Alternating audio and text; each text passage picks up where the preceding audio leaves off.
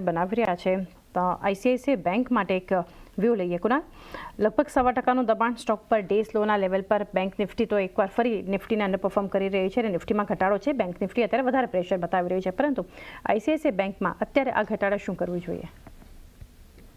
ઘટાડે અત્યારે કોઈ ખાસ રણનીતિ નથી બની રહી. સ્ટોક અત્યારે એક હેડ એન્ડ શોલ્ડર ફોર્મેશનના નેકલાઇનના સપોર્ટ સાથે ટ્રેડ કરે છે અને જો 1412 ના નીચે જો કાઉન્ટર સસ્ટેન થાય છે, આજના દિવસમાં જો ક્લોઝ આવે છે, તો પછી પોસિબિલિટી છે કે ફર્ધર ઘટાડામાં 1390 અને જો બ્રેક કરે તો ભાઈ 1370 સુધીના લેવલ આપણને કાઉન્ટર બતાવી શકે એવું લાગી રહ્યું છે.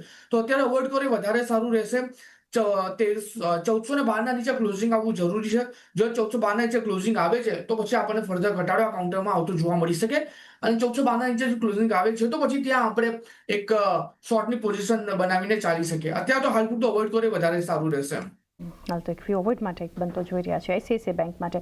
તો પણ છેલ્લે આપની પાસેથી બેંક્સ પર એક ચર્ચા કરી લઈએ. પ્રાઇવેટ બેંક્સ, પીએસયુ બેંક અને ઓવરઓલ નિફ્ટી બેંક પણ તમે જુઓ બધા મૂવિંગ એવરેજની નીચે જે ટ્રેડ થઈ રહ્યું છે અને ઘણા સમયથી નિફ્ટીને અંડર પરફોર્મ કરી રહ્યું છે. કઈ રીતે આપ વ્યૂ રાખી રહ્યા છો? અત્યારે ઘટાડે કઈ રીતની ઓપોર્ચ્યુનિટીઝ બેન્કિંગ કાઉન્ટર્સમાં હોઈ શકે?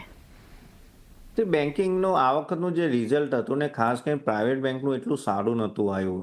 આઈસીઆઈસીઆઈ બેંક એક બે બેંક હશે જેનું રિઝલ્ટ તો પણ ઓકે આવ્યું હતું, બાકી બધાનું થોડું એટલું સારું નહોતું. એનું ઇમ્પેક્ટ તમે જોઈ રહ્યા છો. અને પણ પીએસયુ બેંકનું કમ્પેરેટિવલી સારું રિઝલ્ટ આવ્યું હતું ઓવરઓલ. સો પીએસયુ બેંકમાં કમ્પેરેટિવલી તમે તેજી પણ જોઈ.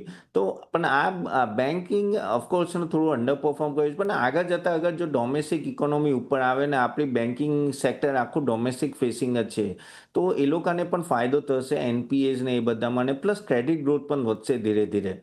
તો એ પણ છે. એનબીએફસીને ખાસ ફાયદો થશે. કન્ઝ્યુમર ફેસિંગ જે એનબીએફસી છે એ લોકોને ખાસ ફાયદો થશે. પણ મને એવું લાગે છે કે જ્યારે બોટમ અપ આખી જો ઇકોનોમી વધે ને તો બેંક્સ પાછળ ના રહી શકે. એટલે બેંક્સ, એનબીએફસી આઈ થિંક અહીંયાથી નો ઓવરઓલ ગ્રોથ પણ સારો વધશે. અને પ્લસ જે રીતનું ઇન્ફ્લેશન છે આગળ જતાં લાગે છે કે 1.55% જે લાસ્ટ ઇન્ફ્લેશન ડેટા આવ્યો એના પ્રમાણે તો આરબીઆઈ રેટ કટ કરવા જોઈએ. આ વર્ષે જ બીજા 25 કે 50 બેઝિસ પોઈન્ટ કટ આવશે, તો એ પણ સારો ઇમ્પેક્ટ બેંક્સ પર આવશે. તો આ એક ટાઈપનો એક બાઇંગ ઓપોર્ચ્યુનિટી છે અગર કોઈને થોડું લોંગ જવું હોય બેંક્સ અને એનબીએફસી બોથમાં.